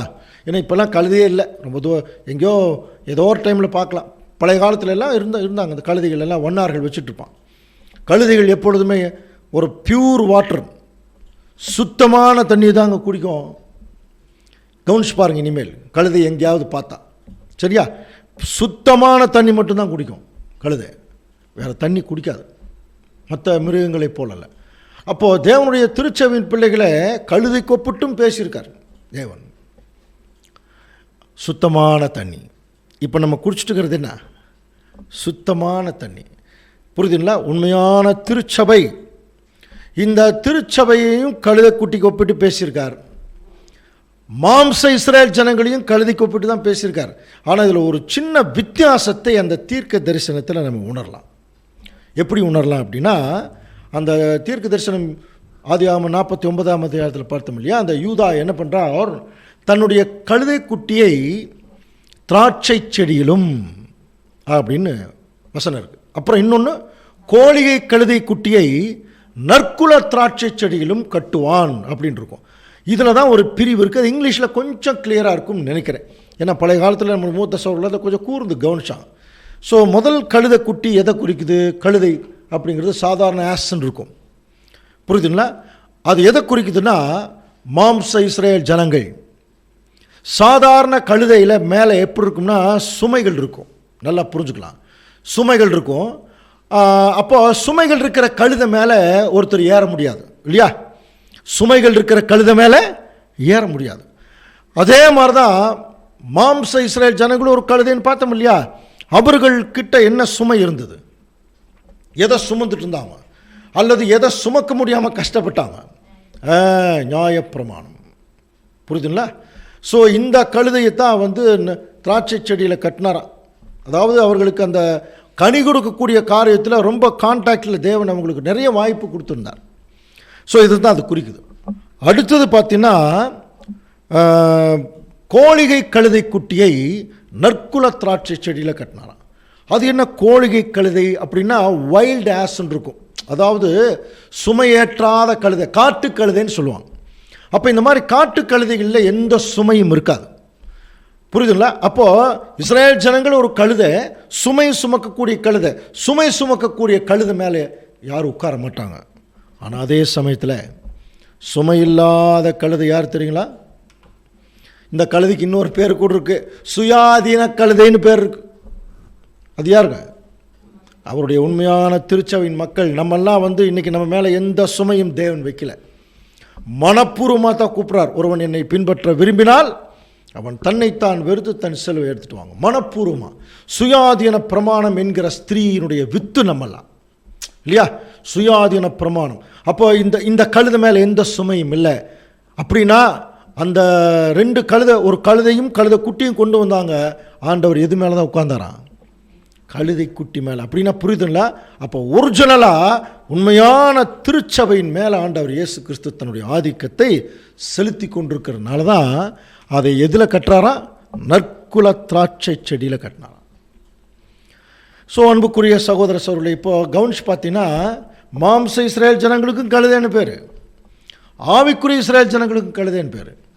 மாம்ச இஸ்ரேல் ஜனங்களையும் திராட்சை தோட்டத்துக்கு ஒப்பிட்டு சொல்கிறார், ஆவிக்குரிய இஸ்ரேல் ஜனங்களையும் திராட்சை தோட்டத்துக்கு ஒப்பிட்டு சொல்றார். படிச்சிருக்கோம் இல்லையா? ஏசாயா 5ஆம் அதிகாரத்தில் வாசிக்கலாம் பாருங்க. 1ஆம் வசனம். இப்பொழுது நான் என் நேசரிடத்தில் அவருடைய திராட்சை தோட்டத்தை குறித்து என் நேசருக்கேற்ற ஒரு பாட்டை பாடுவேன். பல முறை படிச்சிருக்கோம் இல்லையா? என் நேசருக்கு மகா செழிப்பான மேட்டிலே ஒரு திராட்சை தோட்டம் உண்டு, அதை அவர் வேலி அடைச்சு அதில் கற்களை பொறுக்கி அதில் நற்குல திராட்சை செடிகளை நட்டு ஒரு கோபுரத்தையும் கட்டி ஆலயம் உண்டு பண்ணி அது நல்ல திராட்சை பழங்களை தரும் என்று காத்திருந்தார். அதுவோ என்ன பழங்களை கொடுத்துருச்சான்? கசப்பான பழங்களை தந்தது. அது யாருன்னு சொல்லிட்டார்? சேனைகளின் கர்த்தருடைய திராட்சை தோட்டம் இஸ்ரேலுடைய வம்சமே. அப்போ முதல்ல இஸ்ரேல் ஜனங்களை தான் கனி கொடுக்கறதுக்காக தேவன் அவங்கள கூப்பிட்டார். அந்த வசனமே எப்படி இருக்கு பாருங்க. அந்த திராட்சை தோட்டத்தை அவர் ஒரு இருந்துதான், அது மேட்டில் என்ன புரியுது? எல்லா ஜனங்களை காட்டிலும் இஸ்ரேல் ஜனங்களை மேன்மையாக வச்சிருந்தார். பூச்சக்கரத்து குடிகளில் எல்லாம் உன்னை என்னுடைய பரிசுத்த ஜனமாக தெரிந்தெடுத்தேன் சொன்னார் இல்லையா? ஸோ மேன்மையாக வச்சது மட்டும் இல்லை, ஒரு வேலி கொடுத்தார். வேலி அவங்க நியாயப்பிரமாணம் தான் அந்த வேலி. இதை விட்டு வெளியே வந்துடாதீங்க, வெளியே வராத வரைக்கும் உங்களுக்கு பாதுகாப்பு. வேலி அடைச்சு அப்புறம் அதில் முதல் நற்குல திராட்சை செடிகளை நட்டினாராம். நற்குல திராட்சை செடிகள்லாம் தெரியுது இல்லைங்களா? இஸ்ரேல் ஜனங்களுடைய முற்பிதாக்கள், நல்ல குலம், ஹைபிரிடு, நல்ல குலம், கீழ்ப்படிதல், வைராக்கியம் இல்லையா, தேவன் மேலே வைத்திருந்த நம்பிக்கை, இப்படியெல்லாம் இருந்தாங்களா முற்பிதாக்கள். அவங்கள தாங்க நட்டு வச்சார். ஆனால் இது என்ன ஆயிடுச்சுன்னா காலப்போக்கில் அது கசப்பான பழங்களை கொடுத்தது. அப்படின்னு என்ன அர்த்தம்? முற்பிதாக்கள் மாதிரி இஸ்ரேல் ஜனங்கள் தேவனுக்கு கீழ்ப்படியவில்லை. ஸோ இவர்கள் ஒரு திராட்சை தோட்டமா? பழைய ஏற்பாடு. இப்போ புதிய ஏற்பாட்டில் ஆண்டவர் இயேசு கிறிஸ்து கிளியராக சொன்னார், நான் மெய்யான திராட்சை செடி, என் பிதா திராட்சை தோட்டக்காரர், என்னில் கனி கொடாதிருக்கிற கொடியது அதை அறுத்து போடுறார், அதிக கனிகளை கொடுக்கிறதை சுத்தம் பண்ணுறார். கடைசி எப்படி முடிக்கிறார் பாரு, நீங்கள் மிகுந்த கனிகளை கொடுப்பதினாலே என் பிதா மகிமைப்படுவார். அப்போது மாம்ச இஸ்ரேல் ஜனங்களும் கழுதை, ஆவிக்குரிய இஸ்ரேல் ஜனங்களும் கழுதை. மாம்ச இஸ்ரேல் ஜனங்களும் திராட்சை தோட்டம், ஆவிக்குரிய இஸ்ரேல் ஜனங்களும் திராட்சை தோட்டம். ஆனால் கனி கொடுத்தது யார்? கனி கொடுத்தது யாருன்னு படிக்கிறோம். நீங்கள் மிகுந்த கனி. இஸ்ரேல் ஜனங்கிட்ட ஏதாவது கனி கொடுப்பான்னு எதிர்பார்த்தனா கசப்பான பழங்களை கொடுத்துதான். ஆனால் ஆவிக்குரிய சபையை பற்றி சொல்லும்போது நீங்கள் எதிர்பார்ப்பாக சொல்கிறவர், நீங்கள் மிகுந்த கனிகளை கொடுப்பதினால் என் பிதா மகிமைப்படுவார். இந்த பூமியில் நம்ம பிறந்ததே பிதா மகிமைப்படுறது தான். இது எத்தனை பேர்த்துக்கு புரியுது? நம்மை படைத்த தகப்பன் பிதாவாகிய தேவன் அவர் மகிமைப்படுத்துறது தான். எப்படி மகிமைப்படுத்துறது? 2 வகை. நம்முடைய பிதாவாகிய தேவன் இருக்கார் பாருங்க, எவ்வளவு அன்புள்ளவர், எவ்வளவு பராக்கிரமம் உள்ளவர், எவ்வளவு பயங்கரமான திட்டங்களை இந்த பூமியில் செயல்படுத்திட்டு இருக்கார். அவருடைய காரியங்கள் ஆராயப்படாதவைகள். இப்படி எல்லாம் வாயில் பயங்கரமாக பிதாவாகிய தேவனை பாராட்டி, இது ஒரு வகையான மகிமை. நல்லா புரிஞ்சுக்கலாம். அப்படின்னு நினச்சிட்டு இருக்கிறோம். ஆக்சுவலாக பிதா எப்போ தெரியுங்களா மகிமைப்படுவார்? அவருடைய நற்கனிகள் நமக்குள் இருந்து வெளியே வந்தால் தான். நல்லா புரிஞ்சுக்கலாம். அவர்கிட்ட இருக்கக்கூடிய நல்ல கேரக்டர், அந்த ஆவியின் கனிகள் இருக்கு இல்லையா, அது நமக்குள் இருந்து வெளியே வரணும். அது வெளியே வந்தால் தான் பிதாவாகிய தேவன் மகிமைப்படுவாராம். இது இஸ்ரேல் ஜனங்கள் கிட்ட இருந்து வெளியே வரல. கசப்பான பழங்கள் அப்படின்னு என்ன அர்த்தம்? அன்பு. அதுக்கு பதிலாக என்ன கொடுத்தாங்க? அன்புக்கு ஆப்போசிட் என்னங்க? அன்புக்கு ஆப்போசிட் என்ன சொல்லலாம்? வெறுப்பா? வெறுப்புன்னே வச்சுங்க. சந்தோஷம், துக்கம், சமாதானம், சண்டை, நீடிய பொறுமை, பொறுமை இல்லை பாருங்க, அப்படி ஆப்போசிட்டு. அப்போ தேவன் கொடுத்த அத்தனை குணலட்சணத்துக்கு ஆப்போசிட்டாக கசப்பான பழங்களை கொடுத்துட்டாங்க. அதனுடைய உச்சக்கட்டம் தாங்க தங்களுடைய மீட்பறையே சிலுவையில் அறையத்தக்கதாக மனநிலைக்குள்ளே வந்தாங்க. நல்லா புரிஞ்சுக்கலாம். ஆனால் அதே சமயத்தில் அவருடைய திருச்சபையின் பிள்ளைகள் எப்படி இருப்பாங்கன்னா, ஒவ்வொரு சந்தர்ப்பத்திலையும் ஒவ்வொரு சூழ்நிலையிலையும் தங்களுடைய அன்பையும் அந்த ஆவியின் கனிகளையும் இரக்கத்தையும் மனத்தாழ்மையும் சாந்த குணம் எல்லாம் படிக்கிறோம் இல்லையா, இதை வெளிக்காட்டி கொண்டுள்ளவர்களாக இருப்பாங்க. அப்படி இருக்கிறவங்க தாங்க ஆவிக்குரிய இஸ்ரேல் ஜனங்கள். ஏசு ஏன் அப்படின்னா இவங்க மேலே தான் இயேசு கிறிஸ்து உட்காந்துருக்காங்க. அப்போ இயேசு கிறிஸ்து இவங்க மேலே உட்காந்துருக்கிறதுனால தான் இவங்க இந்த கனிகளை கொடுக்க இருக்கிறாங்க. அப்போது யூதாவுடைய ஆசீர்வாதம் வெறும் யூதாவுக்கு கிறிஸ்துவுக்கு மட்டுமல்ல, அவருக்கு பின்னாடி வரக்கூடியவருடைய பிள்ளைகளை இப்போ அவர் செலக்ட் பண்ணிட்டு இருக்கும்போது சொல்லிட்டார், தன்னுடைய கோழிகை கழுதை குட்டியை எங்கே கட்டுவாரா? நற்குல திராட்சை செடி. அப்போ நற்குல திராட்சை, முதல் நற்குல திராட்சை செடியார் முற்பிதாக்கள், அவங்களுடைய நல்ல கேரக்டர். அப்போது இஸ்ரேல் ஜனங்கள் தங்களுடைய முற்பிதாக்குடைய நல்ல கேரக்டரில் கசப்பான பழங்களை கொடுத்துட்டாங்க. ஆனால் அந்த கேரக்டர் இப்போ யார் கொடுக்குறதுன்னா ஆவிக்குரிய திருச்சபையின் மக்கள் கொடுக்கும்போது அவர்களை நற்குல திராட்சை செடிகளிலே கட்டுறார். அப்போ நல்ல குலம் அப்படின்னா தேவனுடைய பிள்ளைகள் எப்படி இருக்கணுமா? குலமே நல்ல குலம். நீங்கள் என்ன குலம் கேட்குறோம் இல்லையா, அந்த மாதிரி இப்போ நம்ம என்ன குலம்? நல்ல குலம். நீங்கள் என்ன ஜாதி அப்படின்னு கேட்டால் நம்மளை பார்த்து, நம்ம சபையில் ஜாதியெல்லாம் கிடையாது, ஆனால் நம்மளை பார்த்து என்ன ஜாதின்னு கேட்டால் நம்ம என்ன சொல்லுவோம்? ஜாதி கிடையாதுன்னு சொல்கிறது ஒரு வகையான பதில். நாங்கள் பரிசுத்த ஜாதியாக அழைக்கப்பட்டிருக்கிறோம் என்று சொல்கிறது இன்னொரு பதில் இல்லையா? அப்போது தேவனுடைய கோணத்திலேயே தேவனுடைய பிள்ளைகள் சிந்திக்கணும், அதுலேயே அவருடைய வாழ்க்கையை நடத்திட்டு இருக்கணும். அப்படி இருக்கக்கூடிய ஒரு வகுப்பார் தான் இந்த மிகுந்த கனிகளை கொடுக்கக்கூடிய வகுப்பார். இதைத்தான் யூதா என்ன செய்கிறாராம்? இயேசு கிறிஸ்து நற்குல திராட்சை செடியில் தன்னுடைய கோழிகை கழுதைனா புரியுது இல்லையா? காட்டுக்கழுதை. நம்மெல்லாம் காட்டுக்கழுதை, நமக்கு மேலே எந்த சுமையும் கிடையாது. சுமை இல்லாத இந்த கழுதையை இப்போ அது மேலே இயேசு கிறிஸ்து என்ன பண்ணுறார்? இப்போ ஏறி உட்கார்றார். அப்போ இயேசு கிறிஸ்து நம்மை வழிநடத்துகிறவராக இருக்க வேண்டும். நம்முடைய மூத்த சகோதரர்களெல்லாம் சப்ஜெக்ட் எழுதும்போது இந்த பழைய சிருஷ்டி புதிய சிருஷ்டி இருக்குது பாருங்கள், அதுக்கு ஒரு உதாரணம் கொடுத்தாங்க. பழைய சிருஷ்டி அந்த ஒரு குதிரை மாதிரியா, புது சிருஷ்டி அந்த குதிரை மேலே ஏறி இருக்கிற ஒரு மாதிரியா. இப்போ நீங்களே சொல்லுங்கள், யார் யாரை கண்ட்ரோல் பண்ணும்? குதிரை மேலே ஏறி இருக்கிறவர் குதிரையை கண்ட்ரோல் பண்ணும். அப்போது போக வேண்டிய இடம் அல்லது சரியான டார்கெட்டுக்கு அந்த குதிரை போயிட்டுருக்கும். சில நேரத்தில் குதிரை திமிரிடுச்சுன்னு வச்சுங்க, இப்போ குதிரையினுடைய கண்ட்ரோலுக்கு யார் வந்துடுவாங்க? ஏறி இருக்கிறவர் வருவார். என்னைக்கு குதிரையினுடைய கண்ட்ரோலில் அவர் போயிட்டாரோ அன்னைக்கே பொத்துன்னு கீழே விழுந்துருவார். புதிய சிருஷ்டி பழைய சிருஷ்டி. நம்முடைய பழைய மனுஷனை புதிய மனுஷன் கண்ட்ரோல் பண்ணிகிட்டே இருக்கணும் இல்லையா? ஒரு வேளை பழைய சுபாவத்துக்குள்ளே நம்ம போயிட்டோம்னா புதிய சிருஷ்டி அழிஞ்சு போயிருங்கிறார். அதே மாதிரி தான் ஆண்டவர் இயேசு கிறிஸ்து சபை. இப்போ நம்ம சபை, கிறிஸ்து தலை நம்ம மேலே ஏறி இருக்கார். அவர் தான் நம்மளை கண்ட்ரோல் பண்ணும். சில நேரத்தில் நாம் என்ன பண்ணிருக்கோம்? நம்ம அவரை கண்ட்ரோல் பண்ணுறோமா? எப்படின்னு கேட்குறீங்களா? உங்களுக்கே தெரியும். எப்பப்போல்லாம் தேவனுக்கு பிரியமில்லாமல் போகிறோமோ அப்போல்லாம் அவரை நம்ம கண்ட்ரோல் பண்ணிகிட்ருக்குறோம். எப்போ தேவனுக்கு பிரியமாக நடக்கிறோமோ அவர் நம்மளை என்ன பண்ணிகிட்ருக்காரு? கண்ட்ரோல் பண்ணுறார். அதன் நிமித்தம் நீங்கள் மிகுந்த கனிகளை கொடுப்பதனால் என் பிதா மகிமைப்படுவார். இப்போது நம்ம இந்த கேப் இருக்குது பாருங்கள். முதல் வருகையிலிருந்து ரெண்டாம் வருகை, இந்த கேப்பில் தான் முதல்ல இஸ்ரேல் ஜனங்கள் என்கிற கழுதை மேலே ஏறுறார், சரிப்பட்டு வரல. அதுக்கப்புறம் ஆவிக்குரிய இஸ்ரேல் ஜனங்கள் கழுதை குட்டி மேலே ஏறிட்டார். அவர் ராஜாவாக பலம் வரக்கூடிய ஒரு நிலைமை இல்லையா? அதனால தான் அந்த குட்டி மேலே ஏற்றுனாங்களாம். இப்போ அவர் ராஜாவாக வரக்கூடிய நிலைமை. இப்போ இயேசு கிறிஸ்து வந்து இப்போ 2000 வருஷம் முடிந்து அவருடைய திருச்சபையுடைய இலக்கம் முடியும் போது 2 விஷயம் நடக்கணும். என்ன நடக்கணும்னா பாருங்க, ஆதியாகமம் 49ஆம் அதிகாரம் 11ஆம் வசனம்.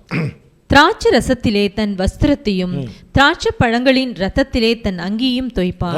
இப்போ திராட்சை ரசத்திலே தன் வஸ்திரத்தையும் திராட்சை பழங்களின் ரத்தத்திலேங்கிற வார்த்தை ரொம்ப முக்கியம். புரியுதுல்ல? அப்படின்னு என்ன அர்த்தம்? தன்னுடைய ட்ரெஸ்ஸை திராட்சை பழத்தினுடைய ரத்தத்தில் தோச்சா, அதாவது அந்த திராட்சை பழம் புழிஞ்சிருக்கும் இல்லையா, அதில் வந்து தோச்சு எடுத்தால் அந்த ட்ரெஸ் எப்படி இருக்கும்? எப்படி இருக்கும்? ரெட்டாக இருக்கும். அப்போ அந்த வஸ்திரம், அவருடைய வஸ்திரம் எங்கே போடுவார்? இப்போது அவர் ஒரு பிரதான ஆசாரியன் படிச்சிருக்கோம். ஆண்டவர் இயேசு கிறிஸ்து அவர் தலை. இப்போ அவருடைய சரீரத்துக்கு தானே வஸ்திரம். அப்போ அந்த சரீரத்துக்குரிய வஸ்திரம் தான் இப்போ சொல்கிறார். அந்த வஸ்திரத்தை அவர் என்ன செய்ய போகிறாரா? அவர் ரத்தத்தில் தோச்சு எடுப்பாராம். அப்படின்னா புரியுதுங்களா என்ன அர்த்தம்? சரீரத்தினுடைய ட்ரெஸ்ஸுன்னா தெரியும் இல்லையா, கீழ்ப்படிதல். அப்போ உண்மையான தேவனுடைய திருச்சபையுடைய கீழ்ப்படிதல் இருக்குது பாருங்கள். அந்த கீழ்ப்படிதலை அவர் எதில் போய் அவர் தோச்சு எடுக்க போகிறாருன்னா பிளட்டு. ஸோ பிளட்டு எதை குறிக்கும்? தியாகம், சாக்ரிஃபைஸ். அப்போ இயேசு கிறிஸ்து இந்த 2000 வருஷத்தில் அவர் என்ன செய்கிறார் தெரியுங்களா? தன்னுடைய திருச்சபையின் பிள்ளைகளை ரத்தத்தில் சோச்சு எடுப்பார். எப்படி தன்னுடைய சரீரம் முழுவதும் அவர் இரத்த காயங்கள் ஏற்பட்டது இல்லையா, அதே மாதிரி அவருடைய சரீரமும் இந்த பூமியில் பாடுபடணும். இதை வந்து பவுலெல்லாம் நல்லா புரிஞ்சுக்கிட்டு அவர் எழுதுகிறார் பாருங்க. 2 கொரிந்தியர் 4:10 வாசிக்கலாம். கர்த்தராகிய இயேசுவினுடைய ஜீவனும் எங்கள் சரீரத்திலே விளங்கும் படிக்கு இயேசுவின் மரணத்தை எப்பொழுதும் எங்கள் சரீரத்தில் சுமந்து திரிகிறோம். பார்த்தீங்களா? இயேசு கிறிஸ்துவுடைய மரணத்தை நம்ம சரீரத்தில் சுமந்து திரிகிறோம். அப்போ அவர் அந்த மரண காலத்தில் அவர் கஷ்டப்பட்டாரோ அந்த மாதிரி கஷ்டமெல்லாம் அவருடைய திருச்சபைக்கு உண்டு. மறுபடியும் திருப்பி சொல்ல வேண்டிய அவசியம் இல்லை, நமக்கு நல்லா தெரியும். ஆனால் இன்னும் கொஞ்சம் விஷயம் தெரிஞ்சுக்க வேண்டியது இருக்கிறதுனால பவுல் கொஞ்சம் எக்ஸ்ட்ரீமாக பாரு. எங்களுக்கு தோன்றுகிறபடி தேவன் அப்போஸ்தலராகிய எங்களை மரணத்திற்கு குறிக்கப்பட்டவர்களைப் போல கடைசியானவர்களாக காணப்பட பண்ணினார். என்ன கண்டிஷன் ஆயிடுவோம் தெரியுங்களா? திருச்சபையின் மக்கள் இந்த உலகத்தின் மத்தியிலும் பெயர் சபையின் மத்தியிலும் அடுத்தது பார்த்தீங்கன்னா சபையினுடைய மத்தியிலுமே நம்ம என்ன கண்டிஷனில் போயிட்டுருப்போம் தெரியுங்களா? மரணத்திற்கு குறிக்கப்பட்டவர்கள் போல. பல முறை நம்மளை பார்த்து சொல்லுவாங்களா, இவங்க சாப்டர் க்ளோஸ்ன்னு சொல்லுவாங்க. அவருடைய முடிஞ்சது, அவருடைய லைஃப் முடிஞ்சது, அவங்க அவ்வளோதான் அப்படின்னு என்ன அர்த்தம்? அவ்வளோதான், செத்துப்போன கண்டிஷன் தான் இல்லையா? அந்த மாதிரி நிலைமைக்கு திருச்சபையின் பிள்ளைகள் போக வேண்டியது இருக்குமா? பவுல் அப்படி தான் பல முறை செத்து போயிட்டார்னு நினச்சிட்டாங்க. கல் எடுத்து அடித்து கீழே அவர் விழுந்தோடனே சரி அவர் சாப்டர் முடிஞ்சுன்னு நினச்சாங்க. அவர் அடுத்த நாளே எந்திரிச்சு ஊழியத்துக்கு அவர் ஆரம்பிச்சிட்டார் இல்லையா? அதே மாதிரி நமக்கு நடக்கணும். அப்படியே ஞாயிற்றுக்கிழமை வர்றதும் போகிறதும் இல்லையா, அப்புறம் ஒரு கன்வென்ஷன் அட்டன் பண்ணுறதும் வர்றதும் போகிறதும், ஒரு கல்யாணம் அட்டன் பண்ணுறதும், இதெல்லாம் பயங்கர சந்தோஷமான விஷயம் இல்லையா? இதெல்லாம் வந்து நார்மலாகவே நடந்துட்டு தான் இருக்குது நம்முடைய வாழ்க்கையில், மற்ற ஜனங்கள் வாழ்க்கையில் நடக்குது. ஆனால் தேவனுடைய பிள்ளைகள் சத்தியத்து நிமித்தம், அதில் நடக்கிறது நிமித்தம், நிறைய காரியங்கள் நல்ல காரியங்கள் செய்வது நிமித்தம் இப்போ இந்த மாதிரி நிலைமைக்குள்ளே போகணுமா? மரணத்திற்கு குறிக்கப்பட்டவர்கள். அதுதான் இயேசு கிறிஸ்துடைய தியாகத்தோடு ஒட்டி இருக்கிற வாழ்க்கை. நல்லா புரிஞ்சுக்கலாம். அடுத்தது, நாங்கள் உலகத்துக்கும் தூதருக்கும் மனுஷருக்கும் வேடிக்கையானோம். கேவலமாக பார்ப்பாங்களா எல்லோரும் நம்மளே? இப்போ நீங்களே சொல்லுங்கள், நம்மளை கேவலமாக பார்க்குறாங்களா? யார் யார் பார்க்கணும்? உலகம் பார்க்கணும், அப்புறம் நம்மளை சுற்றி இருக்கிறவங்க பார்க்கணும், கடைசியில் சபையே பார்ப்பாங்க. கேவலமாக பார்ப்பாங்க. வேடிக்கையானோம். அன்னைக்கு சொல்லிட்டு அவர் செத்து போயிட்டார். நாம் இன்றைக்கு விசுவாசிக்கிறோம், கிறிஸ்துவோடு அவர் ராஜாவாக உட்கார்றார். அன்னைக்கு அவருடைய நிலைமை என்ன? கேவலமான நிலைமை. பவுல் பற்றி பேசிகிட்டு இருக்கிறோம், நல்லா புரிஞ்சுக்கலாம். வேடிக்கை ஆகிட்டோங்கிறார், தூதருக்கும் எல்லாத்துக்கும் வேடிக்கை ஆகிட்டோம். ஆனால் இன்னைக்கு அவர் வேடிக்கை பார்க்குறாரு எல்லாத்தையும். அதான விசுவாசம். அன்புக்குரிய சகோதர சகோதரர்களை கவனிக்கலாம். இதுதாங்க இயேசு கிறிஸ்து என்ன செய்கிறாராம்? தன்னுடைய வஸ்திரத்தை இப்போ என்ன செய்கிறார்னா ரத்தத்தில் தோச்சு எடுக்கிறார். சரி, பவுல் தான் அதை புரிஞ்சுக்கிட்டாரா? அப்புறம் மற்றவங்க புரிஞ்சுக்கலையா? பேதுரு எழுதுகிறார் பாருங்க, வாசிக்கலாம். 1 பேதுரு 5ஆம் அதிகாரம் 1ஆம் வசனம். உங்களிலுள்ள மூப்பருக்கும் உடன் மூப்பனும் கிறிஸ்துவின் பாடுகளுக்கு சாட்சியும். எப்படி எழுதுறாரு பாருங்க, கிறிஸ்துவுடைய பாடுகளுக்கு சாட்சியும் சொல்றார் பாருங்க. அப்ப அவர் ஒரு சாட்சியா? ரெண்டு அர்த்தம் எடுத்துக்கலாம். கிறிஸ்து பாடுபட்டதை இவர் பார்த்தவர், அதே பாடுகளுக்கு நானும் எப்படி இருக்கேன், என்னுடைய பாடுகள் மூலம் நான் சாட்சியா இருக்கேன். இனி வெளிப்படும் மகிமைக்கு பங்காளியமாக இருக்கிற நான் புத்தி சொல்றேங்கிறார். அப்போ அன்னைக்கு அவருடைய சீசர்களுக்கெல்லாம் புரிஞ்சிருச்சு, நம்முடைய வாழ்க்கை இவ்வளவுதான், இப்படி தான் இருக்க போகுது இல்லையா. நாம் அவமானப்பட போகிற வாழ்க்கைக்கு தான் போகணும், நம்ம மற்றவங்களை அவமானப்படுத்துகிற வாழ்க்கையில் இருக்கக்கூடாது இல்லையா. நம்ம நல்லதை செஞ்சுருக்கணும், அதை நிமித்தம் நம்ம மனுஷருக்கும் தூதருக்கும் வேடிக்கை ஆகணும், எல்லா ஜனங்களுக்கு மத்தியில் கேவலமான நிலைமையில் இருக்கணும். இது நார்மலாக எல்லாருக்குமே புரியாதுங்க. அப்படியே உலகத்தான் கேவலம் பேசிட்டு போயிடுவாங்க, அவ்வளோதான். ஆனால் தேவனுடைய பிள்ளைகள், தேவன் மேலிருந்து பார்க்குறார். அவர்கள் பட்ட ஒவ்வொரு அவமானத்துக்கும் ஒவ்வொரு கஷ்டத்துக்கும் தேவன் என்ன செய்கிறார்னா அதற்கு பதில் செலுத்துகிறவராக இருக்கிறார். அதனால் தேவனுடைய பிள்ளைகள் எப்படி இருக்கணும், இப்படிப்பட்ட கஷ்டங்கள் பிரச்சனைகளுக்குள்ளே வரும்போது எல்லாவற்றையும் தேவனிடத்தில் ஒப்படைச்சிட்டு அமைதியாக பொறுமையாக இருந்துட்டோம்னாலே போதும். தேவனே அதுக்குரிய சூழ்நிலையை கொடுத்து வரான். ஆனால் இது நடக்கணும், தேவனுடைய திருச்சபையின் பிள்ளைகளுக்கு இது நடக்கணும். அவர் அந்த வஸ்திரத்தை இரத்தத்தில் என்ன பண்ணுவார், தோச்சு வெளியெடுப்பார். இன்றைக்கி நமக்கும் அதே வாழ்க்கை தான். ஸோ இது ஏன் தெரியுமா திரும்ப திரும்ப பல்வேறு கோணத்தில் சொல்லப்படுது அப்படின்னு பார்க்கும்போது, நாம் எல்லாம் இந்த பூமியில் கற்றுக்கொள்வதற்காக பிறந்தவங்க. இப்போ உதாரணத்துக்கு சில சகோதரர்கள் கூட புதுசாக வர்றவங்க கேட்குறாங்க, ஏங்க ஒரே சப்ஜெக்டாக மாறுறதுக்கு இது வேறு கோணத்தில் சொல்கிறீங்க, அது இந்த கோணத்தில் சொல்கிறீங்க, அந்த கோணத்தில் சொல்கிறீங்க, அது ஏன் இப்போ ஒரே சப்ஜெக்டில் சொல்லிட்டு போயிடலாம் இல்லையா அப்படின்னு சொல்லும்போது, இதை புரிஞ்சுக்கிறதுக்கு ஒரு சிம்பிளான ஒரு விஷயம், கணக்கு சொல்லிக் கொடுக்குறோம். ஸ்கூலில் கணக்கு சொல்லிக் கொடுக்கும்போது 5 5 10ன்னு சொல்லி கொடுத்தா போதுமா? அப்போ அவனுக்கு அது எந்த நாலேஜ் மட்டும்தான் இருக்குது. அந்த 10 வருதுன்னா 2 5 சேர்ந்தால் தான் 10, அது மட்டும்தான் அவனுக்கு தெரியும். அப்போ நம்ம வேறு என்ன சொல்லிக் கொடுக்கணும், இல்லை 5 2 சேரணும், அது சேர்ந்தாலும் 10, புரியுதுங்களா? அப்போ 10 1 சேர்ந்தாலும் 10. அப்போ ஒவ்வொரு கோணத்திலையும் அவன் அந்த அந்த கணக்கை கற்றுக்கொள்ளும் போது அந்த 10ஐ குறித்து ஒரு முழுமையான ஒரு விஷயம் அவனுக்கு தெரியும். அந்த மாதிரி தான் இப்போ நம்ம பார்த்துட்டு இருக்கிற எல்லா சப்ஜெக்ட்டுமே ஒவ்வொரு கோணம் அதனுடைய முழுமைக்காகத்தான் இவ்வளவு பாடுபட வேண்டியதாக இருக்குது. தேவனுடைய பிள்ளைகளுக்காக தேவன் வச்சிருக்கிற சப்ஜெக்ட் ஒவ்வொரு கோணத்தில் ஏன் சொல்கிறாருன்னா, நம்ம ஒவ்வொரு கோணத்தில் கற்றுக்கொள்ளும் போது வேறு மாதிரி சொல்லட்டுங்களா. இப்போ இந்த ஒரு பில்டிங் இருக்குதுன்னு வச்சுங்க, இந்த பில்டிங்கினுடைய ஒரிஜினல் தெரிஞ்சுக்கணும்னா வெறும் என்ட்ரன்ஸ் கேட்டை மட்டும் தெரிஞ்சால் போதுமா? அந்த சைடு போய் பார்க்கணும், அங்கே 2 ஜன்னல் இருக்குது, அந்த பக்கம் பார்த்தீங்கன்னா அங்கே ஒரு கதவு இருக்குது, இந்த பக்கம் 2 ஜன்னல் இருக்குது. அப்போது முழுசாக சுற்றி பார்க்கும்போது தான் இந்த ரூமினுடைய நேச்சர் என்னன்னு தெரியும்.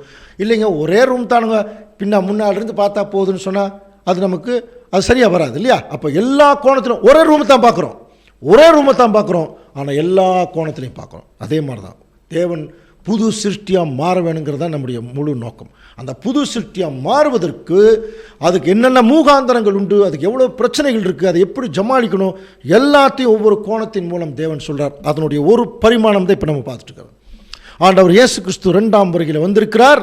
இப்போ என்ன செய்கிறார்னா, கடைசி கால தேவனுடைய பிள்ளைகளை புடமிடுறாருன்னு படிக்கிறோம் இல்லையா நெருப்பில், அந்த மாதிரி ஒரு ரத்தத்திலையும் தோச்சு என்ன செய்கிறார்னா தன்னுடைய தியாகத்துக்குள்ளே அவருடைய பிள்ளைகளை கொண்டு வர்றாராம். இதை நம்முடைய மூத்த சகோதரர்கள் ரொம்ப அழகாக சொன்னாங்க.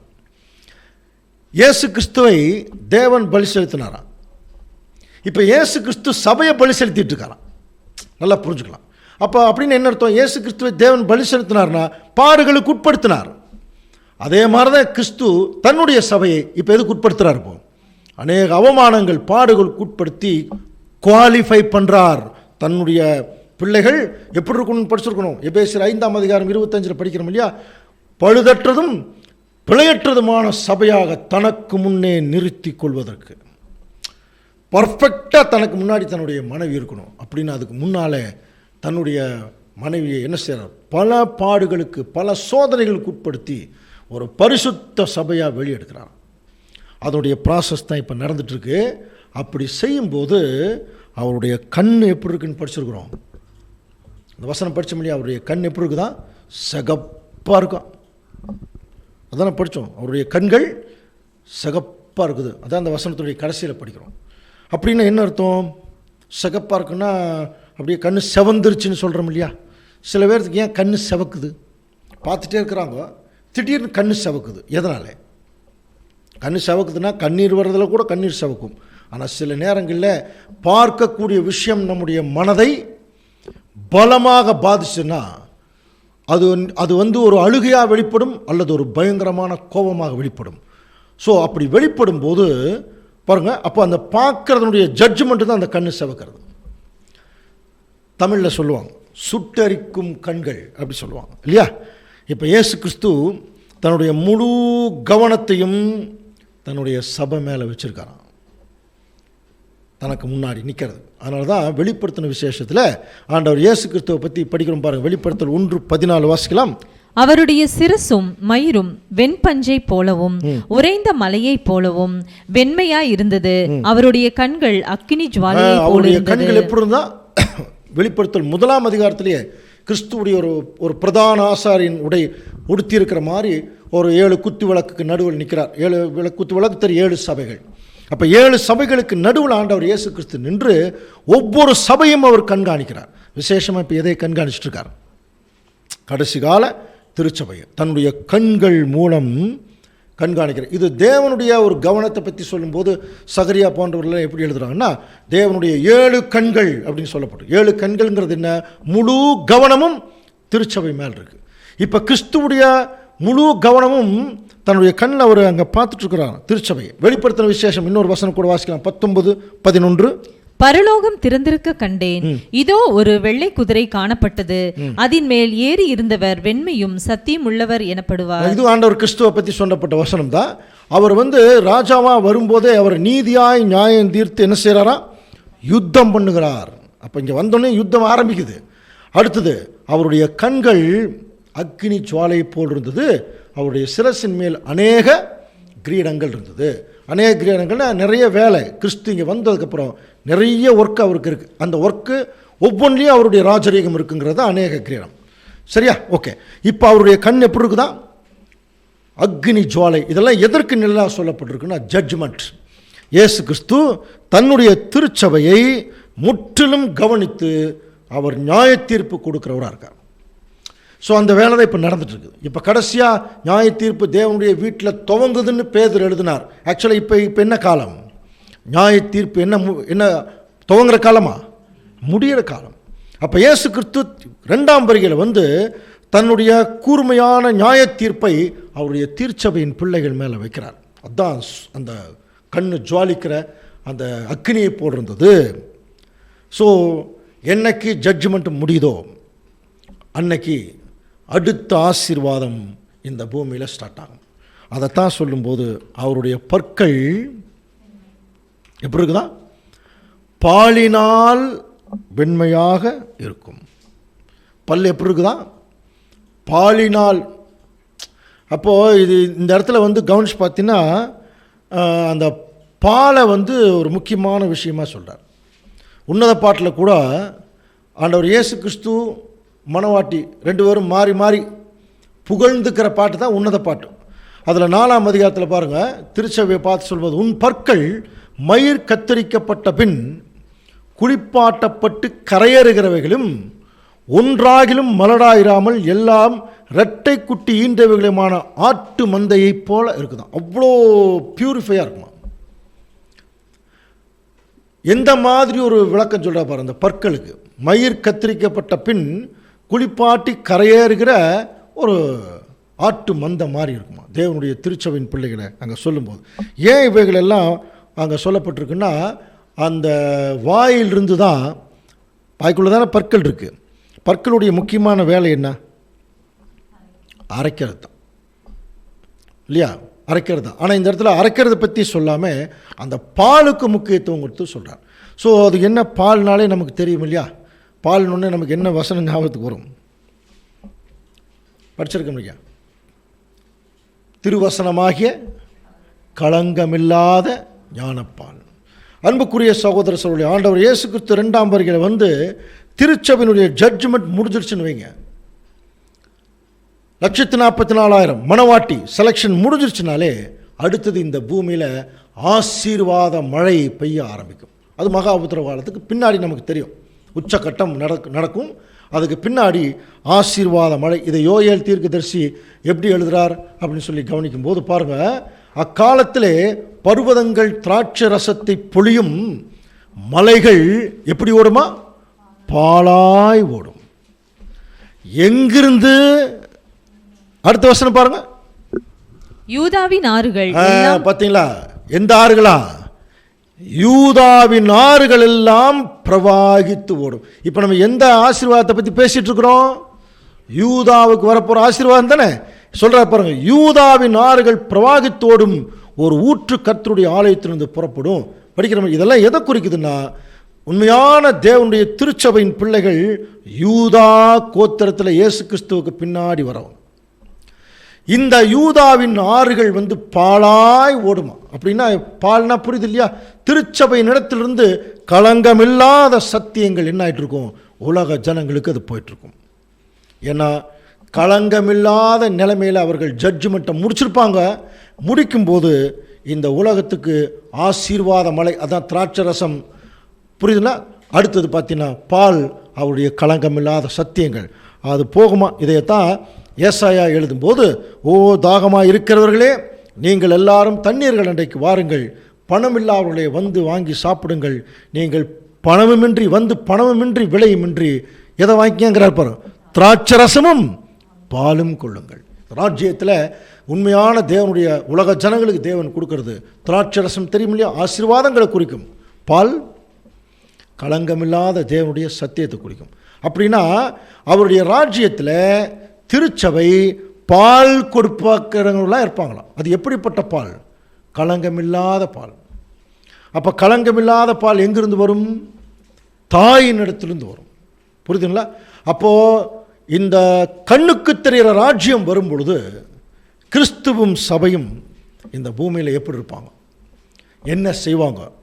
வாசிக்கலாம் பாருங்க. வெளிப்படுத்தல் 22ஆம் அதிகாரம் 17ஆம் வசனம். ஆவியும் மனவாட்டியும் வா என்கிறார்கள். இப்போ யார் யார் கூப்பிடுறது? ஆவியும் மனவாட்டியும் வா என்கிறார்கள். வெளிப்படுத்தல பல வசனங்கள் படிச்சிருக்கீங்க இல்லையா? ஆவியானவர் சபைகளுக்கு சொல்லுகிறதை காதுள்ளவன் கேட்கிறான். ஸோ இந்த இடத்துல ஆவியானவர் அல்லது ஆவிங்கிறது யாரை குறிக்கணும்? ஆண்டவர் இயேசு கிறிஸ்து. மனவாட்டிங்கிறது அவருடைய சபை. வா என்கிறார்கள். எதுக்கு? வந்து கேளுங்க, ஜீவ தண்ணீரை இலவசமாக நான் உங்களுக்கு கொடுக்குறோம். ஸோ இது எப்போ இந்த நிகழ்ச்சி நடக்கும்? கண்ணுக்கு தெரிகிற ராஜ்யம் வரும்பொழுது ஆண்டவர் இயேசு கிறிஸ்து will be the everlasting father of life. நித்திய ஜீவனுக்கு அவர் தகப்பனாக இருப்பார். அதே சமயத்தில் அவருடைய மனவாட்டி இந்த உலக ஜனங்களுக்கே ஒரு தாயாக இருப்பாங்க. இந்த தாய் தான் என்ன கொடுப்பாங்களாம்? பால் கொடுப்பாங்க. யாருக்கு? இந்த உலக ஜனங்களுக்கு. அந்த களங்கமில்லாத ஞானப்பால் தான் ஆண்டவர் தேவனுடைய களங்கமில்லாத வசனங்கள். ஸோ யூதாவினுடைய ஆசீர்வாதம் இதோடு என்னதாக முடிவடைகிறது? தொடக்கத்தில் அவர் முதல் வருகையில் ஆரம்பித்து 2ஆம் வருகையில் தன்னுடைய திருச்சபையுடைய லக்கத்தை நியாயத்தீர்ப்பில் முடித்து இப்போ உலக ஜனங்களுக்கே ஒரு களங்கமில்லாத ஒரு ஞானப்பாலாகிய சத்தியத்தை கொடுப்பாங்க. அப்போது ஒரு களங்கமில்லாத பாலை குடிக்கிற குழந்தை எப்படி வளரும்? களங்கமில்லாத வளரும் இல்லையா? அப்போது அந்த களங்கமில்லாத பால் கொடுக்கக்கூடிய தாய் களங்கமில்லாத தாயாக இருக்கணும். அந்த தாயை இப்போ ரெடி பண்ணுறது தான் ஆண்டவர் இயேசு கிறிஸ்துடைய முக்கியமான வேலை. புரியுதுங்களா? தன்னுடைய திருச்சபையை அவருக்கு முன்பாக பிழையற்றதும் பழுதற்றதுமான சபையை நிறுத்துவதற்கு தான் இவ்வளவு சத்தியங்கள் நமக்கு தேவன் தொடர்ந்து கொடுத்துட்டே வர்றார். இதில் என்ன? நமக்கு தேவன் எவ்வளோ பெரிய பொறுப்பு வச்சுருக்கார், எவ்வளோ பெரிய காரியங்கள் வச்சுருக்கார், இந்த மாதிரி சத்தியங்களை தான் நம்ம புரிஞ்சுக்க முடியும். அப்படி அதை புரிந்து கொள்ளும்போது அதை தேவனுக்கென்று அந்த வசனங்களை அது அர்ப்பணிக்கப்பட்ட வசனங்களாக இருக்கணும். அப்போ அதை நம்ம அபியாசப்படுத்தும் போது மெய்யாகவே இந்த வசனங்கள் களங்கமில்லாத வசனம் நமக்குள்ளே போகும்போது நாமும் களங்கமில்லாத பிள்ளைகளாக மாறுவதற்கு இந்த சத்தியங்கள் எல்லாம் நமக்கு பெரிதளவும் உதவி செய்யும். ஆகவே அன்புக்குரிய சகோதர சகோதரர்களே, இந்த யூதாவினுடைய ஆசீர்வாதம் தேவனுக்கு சித்தமானால் நமக்கும் வந்து சேரும். தேவன் தாமே இந்த வார்த்தைகளை நமக்கு ஆசீர்வாதமாக்கி தருவாராக. ஆமென். அன்பின் பரமபிதாவே, உம்முடைய மகா பெரிய கிருபையினாலும் இரக்கத்தினாலும் இதோ உம்முடைய தெய்வீக திருவசனங்களை நாங்கள் கவனிக்கத்தக்கதாக ஒரு நல்ல கிருபை செய்திரு தகப்பனே. மெய்யாகவே உம்முடைய வேதத்திலே இவ்வளவு பெரிய திட்டங்களை எங்களுக்காக நீர் வைத்திருக்கிறீர் என்று நாங்கள் உணர்ந்து நாங்கள் கோடான கோடி நன்றி செலுத்துகிறோம் தகப்பனே.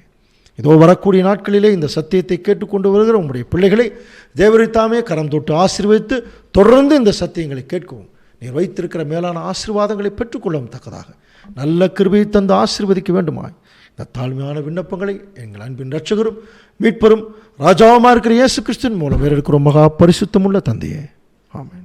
எல்லா புத்திக்கு மேலான தேவ சமாதானம் நம்முடைய இருதயங்களையும் சிந்தனைகளையும் கிறிஸ்து இயேசுவுக்குள்ளாக காத்துக்கொள்ள கடவுள். ஆமென்.